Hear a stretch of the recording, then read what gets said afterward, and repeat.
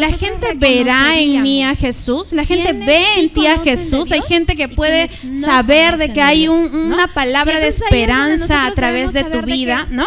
¿Cuánto nosotros podemos estar reflejando acerca de Jesús? Bienvenidos antes a de Vida poder ver por Vida. cómo ve Te Jesús, invitamos a ¿no? escuchar este mensaje con nosotros.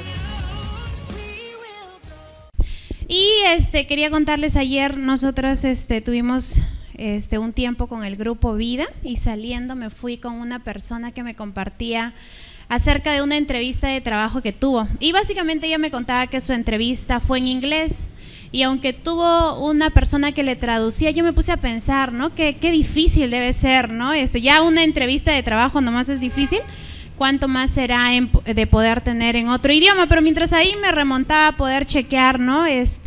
Lo que ella debió haber sentido. Estábamos en medio de la lluvia ayer, y pues mi preocupación latente del momento era el poder pensar en mi ropa, ¿no? Mi ropa estaba tendida, y entonces yo decía, ay, voy a tener que volver a lavar y todo lo demás.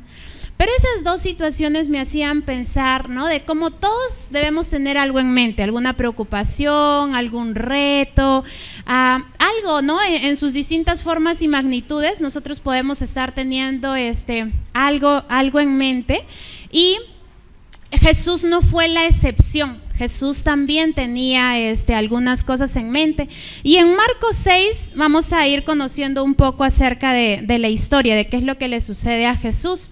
Pero, bueno, Marcos 6 empieza en los primeros pasajes hablando acerca de Jesús, ¿no? Ya ha venido entrenando a un grupo de personas que son sus discípulos, y ahora, ¿no? Después de ya haberlos entrenado, decide hacer un envío. Así que los junta, los llama, hace un feedback con todos ellos para ver qué es lo que han ido aprendiendo, los agrupa de dos y les empieza a dar indicaciones, ¿no? De qué es lo que van a hacer en este tiempo, y les dice, no carguen muchas cosas, ¿no? Cosas ligeras, solo sandalias, no lleven ropa, hacen eso, hacen lo otro, y seguramente absolvió también algunas preguntas que podían tener ahí los discípulos.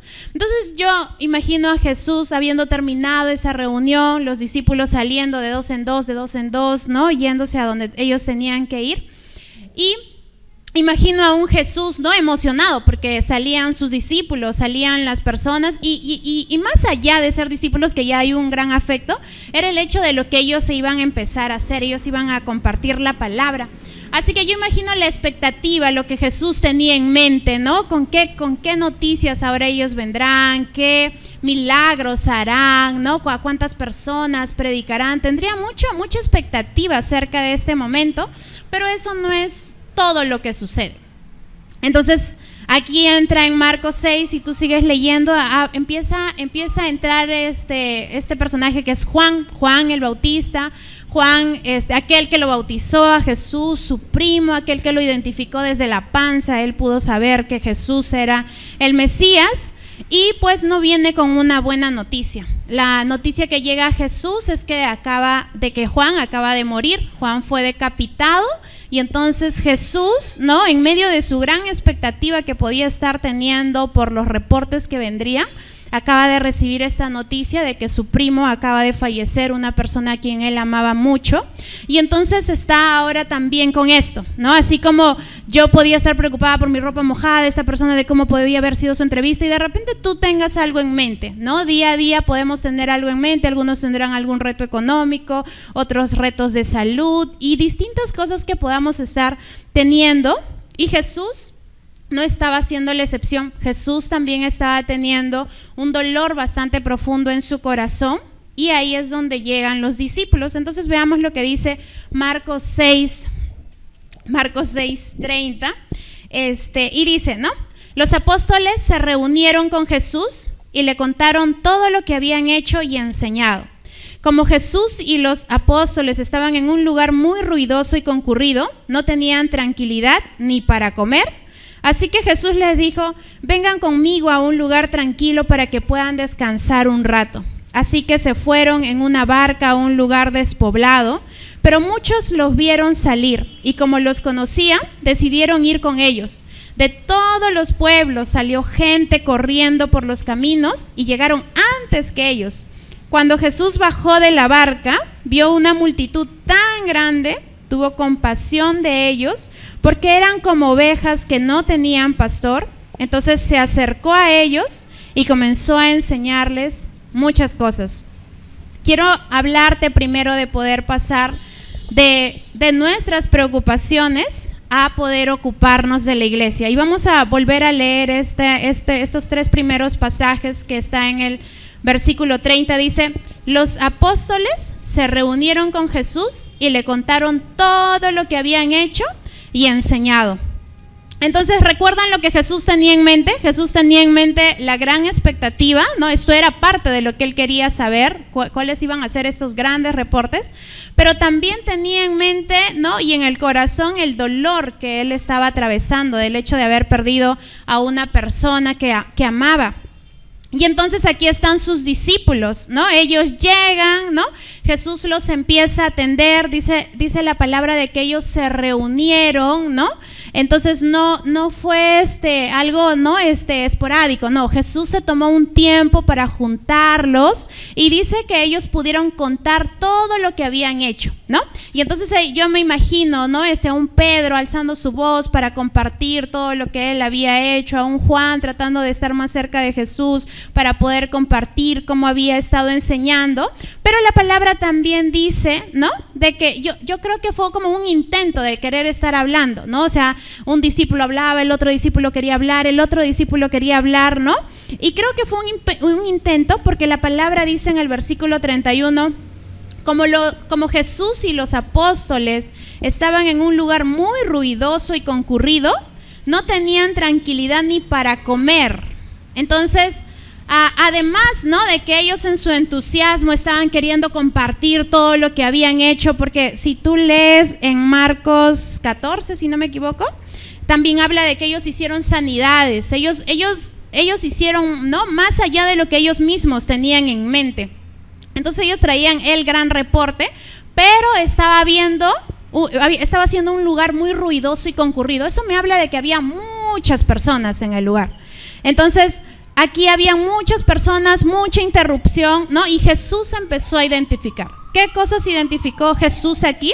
Él empezó a identificar que tenía hombres fieles a su costado, pero estaba teniendo hombres fieles que tenían varias cosas en mente que estar contando, y también hombres fieles que estaban con hambre, ¿no? Porque pues acababan de llegar, de hacer, ¿no? Toda esta labor, y estaban bastante cansados. Entonces, ¿qué es lo que decide hacer Jesús? Ahí es donde Jesús les dice: vengan conmigo a un lugar tranquilo para que puedan descansar un rato. Así que se fueron en una barca a un lugar despoblado. ¿Qué hace Jesús entonces? Es poder llevarlos, identificar, ¿no? Identifica todo lo que está pasando y luego los lleva a un lugar tranquilo. Dice la palabra de que Él busca un lugar de descanso para cada uno de ellos, ¿no? Y pues en ese lugar de descanso, ¿qué era lo que Jesús quería que ellos hagan? Quería que ellos se pudieran alimentar, que era lo que no estaban pudiendo hacer. Entonces, para que alguien coma, ¿no? Especialmente en la época y en ellos, entonces ellos no es que hicieron un delivery como para que ya les vayan alistando su comida y ellos llegaban y se sentaban, no. Entonces alguien tuvo que ver toda esa logística, ¿no? Entonces Jesús fue el que sabía que ellos vendrían con esos reportes y Él empezó a ver. Entonces yo imagino a un Jesús ni siquiera escatimando en lo económico, sino es que trayendo varias cosas para estos hombres que iban a llegar con mucha hambre. Pero todo esto está sucediendo, y si nosotros volvemos a recordar qué cosas tenía Jesús en mente, pues Jesús tenía en mente su dolor, pero pese a ese dolor que estaba atravesando, Jesús se pudo fijar cuáles eran las necesidades que sus discípulos estaban teniendo. Jesús no solamente las pudo identificar, no solamente dijo, esto está pasando en estas personas, esto es lo que ellos quieren hablar, no, sino es que también los absolvió. Por eso es que los lleva, se va, consigue una barca, hace toda la logística de los alimentos, los recibe y hace todo, ¿no? Porque aún en medio de su dolor, entonces Él decide dar y poder velar por los suyos. Entonces eso debería llevarnos a examinar a los padres, aquí que hay padres, ¿no? ¿Cuánto nosotros podemos darnos o ustedes pueden darse en medio, ¿no?, de su ajetreo, ¿no?, porque es estar pensando entre la limpieza, la comida, el aseo personal y tantas cosas, ¿no? Pero ¿cuánto podemos seguir dándonos por los nuestros, ¿no?, por las personas que están a nuestro cargo, nuestros hijos, los esposos, las esposas, los que tienen un grupo vida hacia los discípulos, los que son coordinadores, líderes de ministerio? ¿Cuánto podemos darnos para las personas que están, así como Jesús se dio por sus discípulos en medio de lo que él estaba pasando? Porque todos siempre atravesaremos algo, todos tendremos algo en mente, cosas pequeñas como la mía, de repente como la ropa, o cosas tan grandes y difíciles como la de Jesús, estar lidiando con la partida de alguien, pero él decide darse. Entonces, tú reconoces las necesidades que están en tu entorno. Si habláramos, ¿no? Porque de repente dices, yo no tengo discípulos, no tengo hijos, no tengo eso, no tengo lo otro, ¿no? Pero ya tenemos, con que tengas un día en la iglesia, habrá alguien que tenga menos días que tú. Entonces eso nos hace hermanos mayores en la fe. Nosotros tenemos ese cuidado para con los más pequeños de la fe. Entonces eso nos genera también el poder velar por nuestra iglesia. ¿Cuánto nosotros podemos identificar las necesidades que están pasando las distintas personas en nuestra iglesia? Vemos, conocemos las necesidades, podemos hacer esas preguntas que Jesús hizo, ¿no? Como que, ¿qué identifico aquí? ¿Qué es lo que está pasando en la vida de Martín, ¿no? Si Jesús tuvo una acción sobre las de sus discípulos, ¿qué yo tendría que hacer sobre la vida de Martín, ¿no? Entonces, ¿cómo está el resto del cuerpo de Cristo, ¿no? Yo veo la asistencia, veo quién viene, veo cómo vienen, ¿no? Estoy fijándome o solamente estoy pensando en mí, porque es muy fácil poder preguntar, ¿no? Es muy fácil pensar o querer que el resto de la iglesia se pregunte cómo estoy yo. Pero ¿cuánto está en nosotros preguntarnos cómo está el resto de la iglesia y cómo nosotros vamos a ir por esas necesidades? Porque Jesús no escatimó ni siquiera su economía, no escatimó su tiempo porque implicaba preparativos, ¿no? El poder estar esperándolos y todas las demás cosas, adicionado al gran dolor que él estaba teniendo. Entonces, eso es lo que la palabra describe como compasión. Poder ver más, ¿no?, por otras personas, no dejando nuestro dolor, ¿no?, pero sí velando también por las otras personas. La definición misma de compasión habla de poder tener un sentimiento de pena y a la vez de ternura. Es poder identificarnos con los males de la otra persona. Bíblicamente hablando, es poder tomar el sufrimiento de la otra persona y sentirnos en la obligación de querer disminuir este sufrimiento que carga la persona. Entonces, eso es lo que hace Jesús, preocuparse por esas pequeñas necesidades que pueden estar teniendo sus discípulos en medio de repente de la gran necesidad que él puede estar teniendo, ¿no?, por este vacío, por esta pérdida que acaba de tener. Y eso, mientras estaba haciendo esta palabra, me hizo recordar el año pasado cuando pude compartir un tiempo con pastores. El año pasado mi hermana viajó, yo me puse mal y pues me fui al médico. Los médicos decían, es pena, y yo les decía, no es pena, debe ser otra cosa. Entonces, en fin, hicimos los análisis, los chequeos y bueno, salía que tenía algo. Y entonces, de eso algo implicaba poder hacer una ecografía. Me fui a hacer la ecografía y bueno, los resultados arrojaban a que yo necesitaba hacer una cirugía.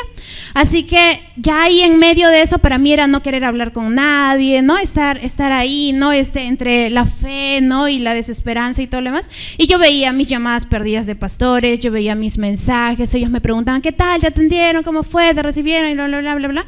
Y entonces hasta que llegué a mi casa, intenté hacer mis esfuerzos por poder mandarles el mensaje, ¿no? Y solo les mandaba las fotos de lo que iba saliendo, ¿no? Y entonces recuerdo leer el mensaje, ¿no?, de pastor y decirme, te vas a ir a otro lugar de ecografía, a otro sitio, ¿no? Y te haces otra vez, ¿no?, este examen, ¿no? Y me avisas. Entonces, para mí era, pero yo ya no tengo la orden, pero yo ya no tengo esto, no tengo lo otro, ¿no? Y después adicionaba su mensaje, no te preocupes por los gastos, ¿no? Entonces, y yo veía cómo el Señor iba respondiendo aún en medio de mis consultas, ¿no? Porque de mi falta de fe de conseguir el examen sin una orden, ¿no? En la parte económica y el no querer ya hacerlo, ¿no? Yo vi cómo el Señor pudo ir abriendo puertas, ¿no? Y en medio, porque ya para eso yo inicié muy temprano ese día, ya estábamos ya por la noche, encuentro un lugar donde hacerme el análisis por Breña, hago el análisis y entonces los pastores estaban ahí. ¿Qué tal? ¿Cómo fue? ¿Te atendieron? ¿Te sacaron? ¿Qué hicieron? ¿Qué no hicieron? ¿No? ¿Dónde estás? Y todo lo demás. Y cuando nos dimos el encuentro, me tocó esperar un tiempo en el carro de pastor. Y entonces yo estaba esperando en el carro de pastor, porque si no recuerdo fue ese día o fue un día antes que a Enrique lo habían dado de alta, ¿no? El domingo Sonia compartió que Enrique tuvo, no me acuerdo el nombre exacto, un ACV, que, ahí está eso, Lore sabe el significado del ACV. Entonces, fue difícil, o sea, fue esperanzador, fue milagroso que él saliera, ¿no? Pero también fue difícil porque implicaba toda una logística. Y entonces yo me empecé a percatar que mientras pastores estuvieron todo el día en comunicación conmigo, preocupados, escribiendo, llamando, orando y haciendo todos los demás, ellos también estaban atravesando su proceso, porque había que subir a un Enrique, alistar las cosas, hacer esto, hacer lo otro, y ya para eso eran las 11:30 de la noche. Y recuerdo que el pastor dijo, nosotros vamos a ir a comer pizza, hay que celebrar los resultados, porque cuando yo me fui a hacer ese segundo examen, entonces me dijeron que ya no era necesario una operación. Así que era motivo de poder celebrar todas las cosas que estaban pasando. Eran las 11:30 de la noche y lejos de poder ir a descansar, porque aún estaba Julito, ¿no? Y todo a las 11:30 lleno de sueño, todo doblado y todo lo demás en el carro, porque estábamos él y yo, ¿no? Y compartiendo espacio. Entonces, a pesar de todo eso, ¿no? Yo podía ver su compañía en medio de su cansancio físico, en medio de sus gastos económicos, en medio, ¿no? De poder tener a su hijo descansando tranquilamente. Entonces estábamos ahí esperando la pizza para poder celebrar aquello que habían visto bueno, ¿no? Milagroso en mi vida, y aún también por el proceso que estaba viviendo Enrique. Y ni siquiera cuando comimos la pizza se acabó todo, porque yo me quedé a dormir en su casa, entonces tocaba alistar la cama, tocaba al día siguiente levantarse temprano para poder hacer mi desayuno. Entonces eso es lo que el Señor llama compasión, porque a pesar de que cada uno puede estar atravesando sus dificultades y puede estar siendo desde un desgaste físico, emocional y todo lo que puede estar pasando, podemos darnos por las demás personas. Nosotros podemos ver cómo está el resto de las personas, o solo nos estamos centrando en lo que nosotros estamos pasando.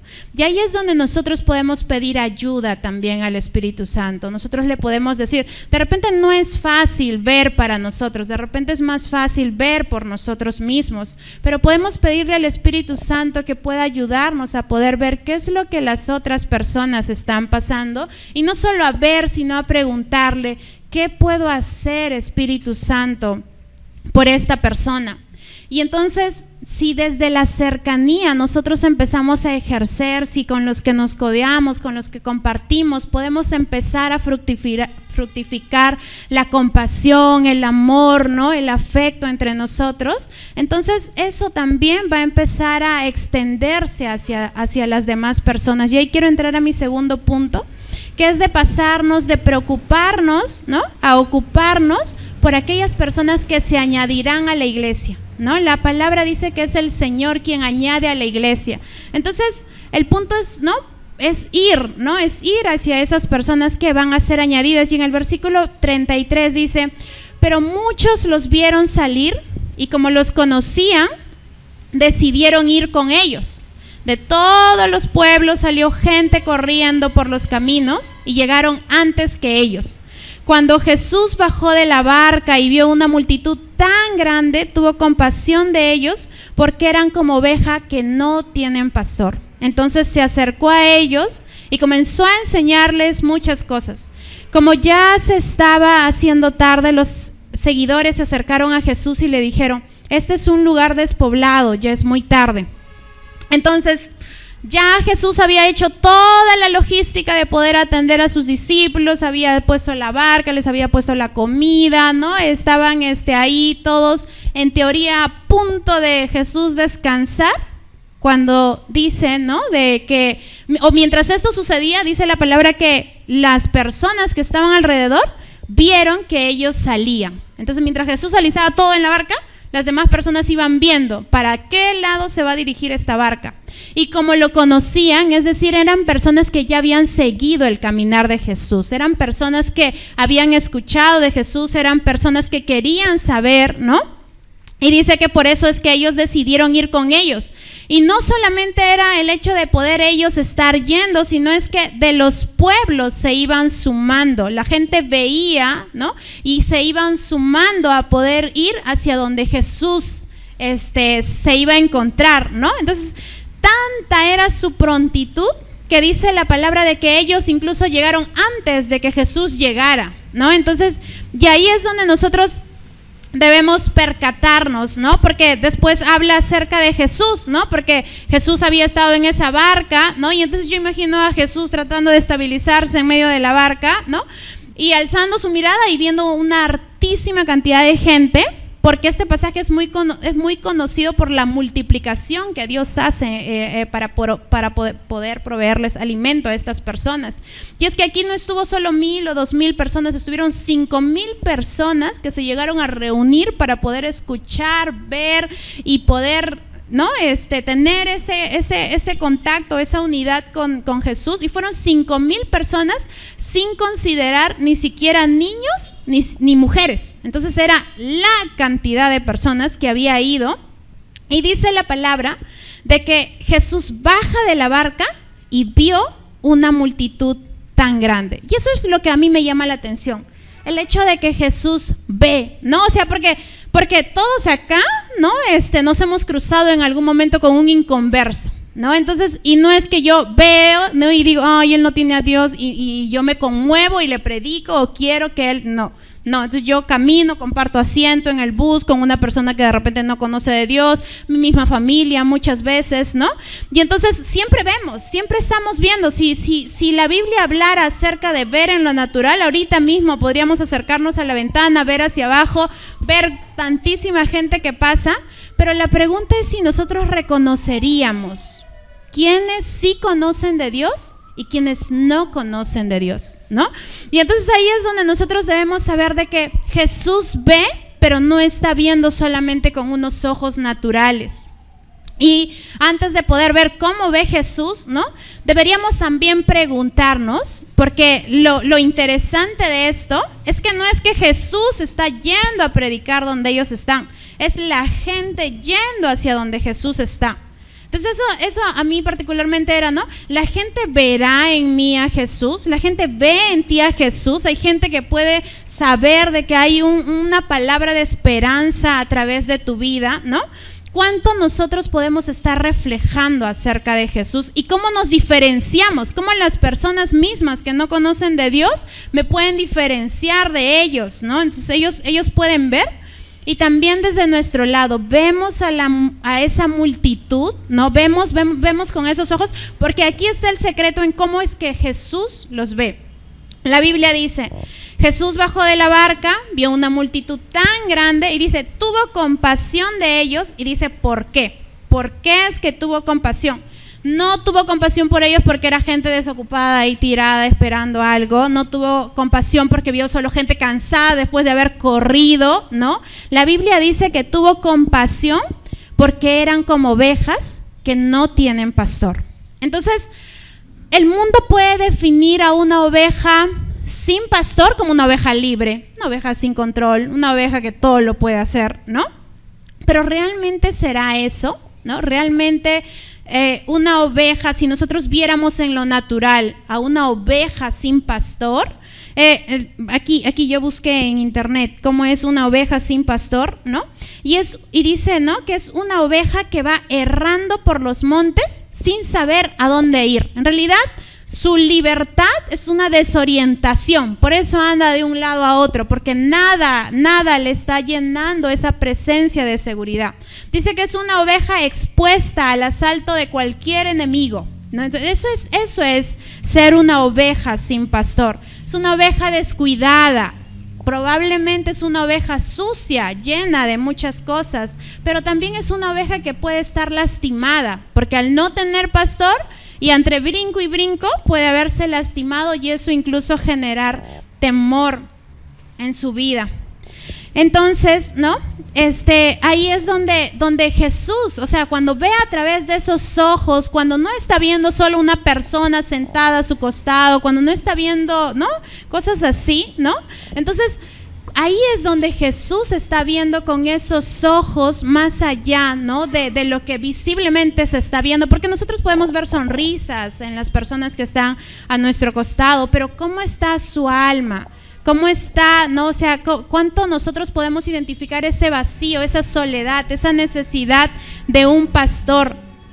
Jesús lo identificó y lo que Él hace es, una vez más, no solo identificar qué es lo que está pasando, sino es que dice, ¿qué puedo hacer por estas personas? Y la palabra dice que Él comenzó a, Dice, tuvo compasión de ellos porque eran como ovejas que no tienen pastor. Dice, entonces se acercó a ellos y comenzó a enseñarles muchas cosas. Entonces, eso es lo que hace Jesús. No solamente identifica la necesidad que están viviendo las personas, sino es que se acerca, tiene esa cercanía, tiene una intención, ¿no?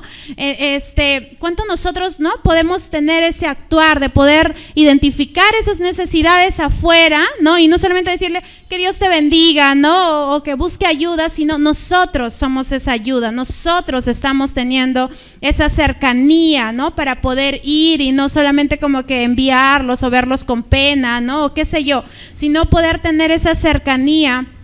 Y entonces eso es lo que hace Jesús y dice la palabra que Él empieza a enseñarles muchas cosas, ¿no? La Biblia, ¿no? En Mateo 14 también habla de que Él sanó también. Eso me habla, ¿no? De no solamente, acá está la multitud, una sola palabra para todos, va a ser de bendición. No, sino es que identificó. Él está ciego, Él está atravesando esta cosa, Él está atravesando la otra cosa. Jesús vio acerca de esas necesidades naturales que estas personas estaban teniendo y los sanó. Eso es cuando nosotros podemos ver a una oveja sin pastor. Sabemos, podemos identificar que hay mucha lana ahí que trasquilar porque es una oveja descuidada.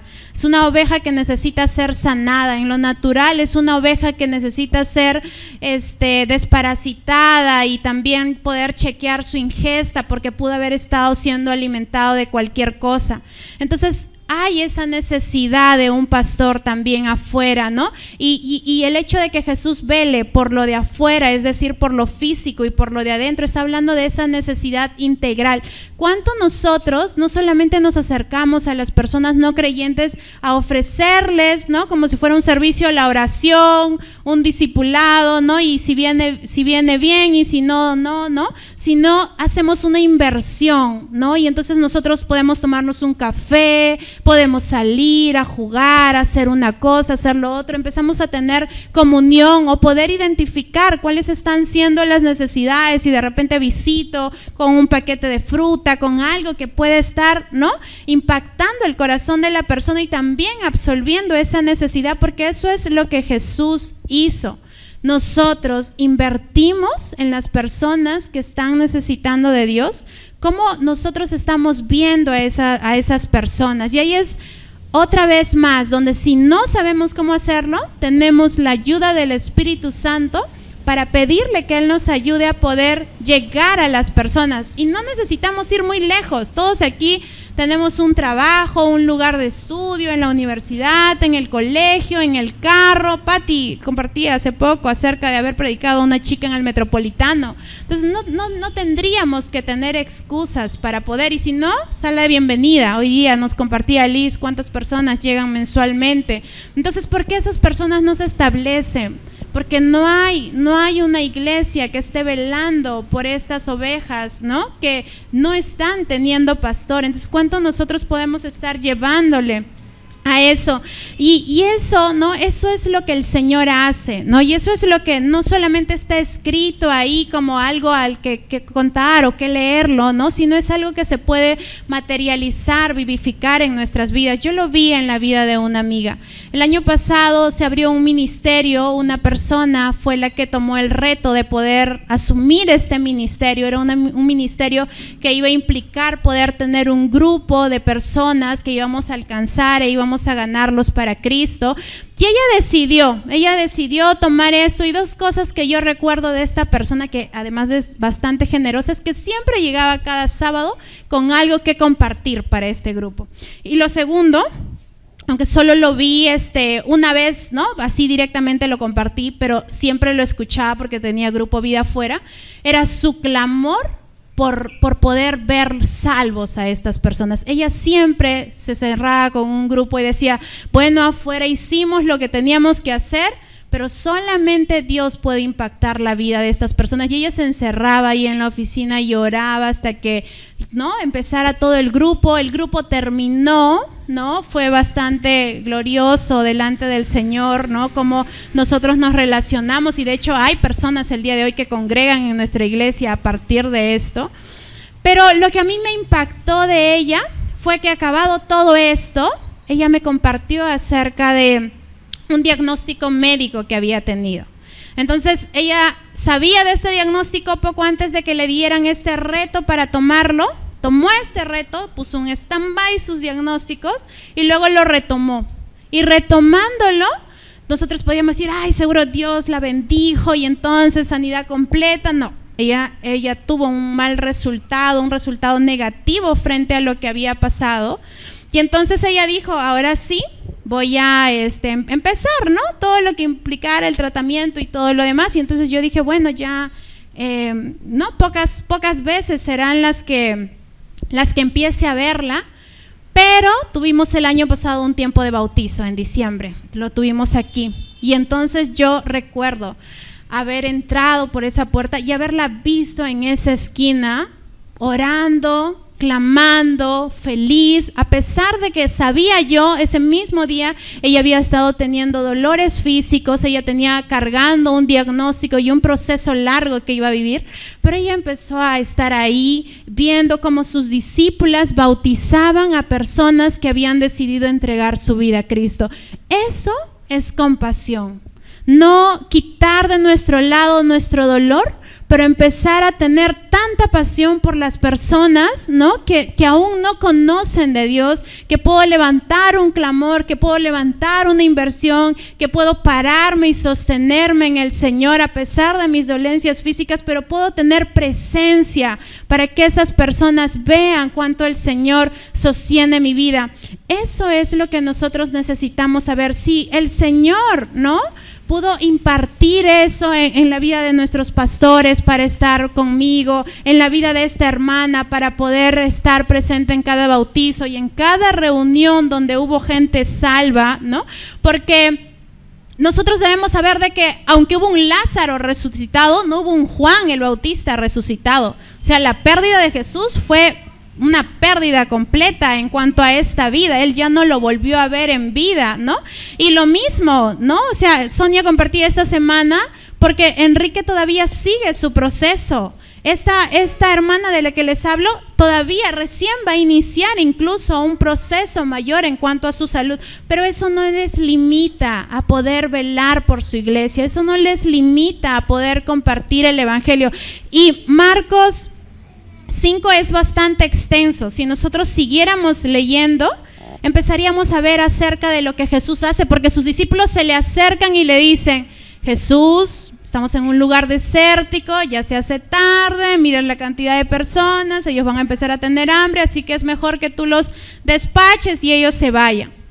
Pero Jesús les dice a sus discípulos que ellos son los que van a alimentar. Y entonces suma a las personas, o sea, es decir, no solamente Jesús está haciendo eso, sino es que lo involucra, y así nosotros también podemos involucrar a la iglesia a poder tener compasión por esas personas que aún no conocen. Hay palabra que nosotros podemos compartir, ¿no? Si Si nosotros estamos de repente afligidos por nuestras necesidades, por nuestras dolencias, pues tengamos la confianza de poder compartirlas. Si necesitamos oración, pues que oren por nosotros. Si necesitamos una consejería, pues que nos aconsejen. Pero también necesitamos saber que los de afuera necesitan una oración, necesitan una consejería, necesitan un discipulado, necesitan una iglesia a la cual el Señor les ha llamado a pertenecer, porque la Biblia dice de que Él es el que añade.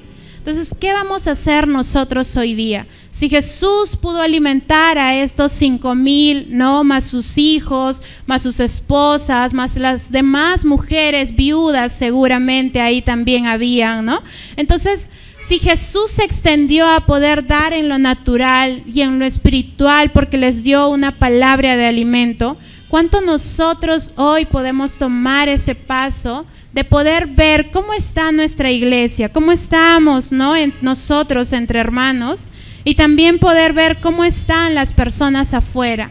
¿Qué voy a hacer hoy por las personas que necesitan escuchar de Cristo, ¿no? Y ahí es donde nosotros no solamente necesitamos que el Espíritu Santo nos ayude a identificar, necesitamos que el Espíritu Santo nos ayude a accionar. Si tú hasta hoy has tenido vergüenza, has tenido, ¿no? este tema de siempre sentirte escaso de tiempo para poder compartir el Evangelio, entonces pídele al Señor un milagro que te permita conocer, si la Biblia dice de que Él añade las personas a la iglesia, que te permita identificar quién es esa persona que se está añadiendo. Si nosotros habláramos desde la sala de bienvenida y hiciéramos una comparación con esta palabra, estas personas fueron a Jesús, a sala de bienvenida. Nosotros no los ganamos, ellos vienen a la iglesia, ellos están ahí teniendo una presencia. Entonces, ¿cuánto de nosotros podemos estar prestos y atentos a todas esas personas que están, ¿no? O sea, corriendo así, que salen de pueblo en pueblo? Yo me imagino a ellos viniendo de distrito en distrito, y nosotros estando con esa misericordia, prestos y atentos para poder ver por sus vidas. Entonces, que el Señor ponga una carga en nuestro corazón. La Biblia dice de que su yugo es frágil y ligero, y que Él ponga esa carga con paz, con gozo, con amor, con compasión. Que nuestro deseo sea de que sus aflicciones, ¿no?, se vuelvan mis obligaciones, ¿no? Su aflicción de querer conocer de Dios sea un peso sobre mi vida, sobre tu vida, para poder compartir el Evangelio. Así que yo les quiero animar, ¿no? Les quiero llevar a que ustedes puedan ver, ¿no?, qué van a hacer con la palabra que el Señor está poniendo en su corazón, y que un día nos demandará. Un día el Señor nos recordará su palabra y nos pedirá cuentas. ¿Qué es lo que nosotros habremos hecho con lo que el Señor nos está hablando? Si te gustó este mensaje, te invitamos a suscribirte a nuestro canal. Nosotros somos Vida por Vida de Lima, Perú, honrando a Dios y haciendo discípulos.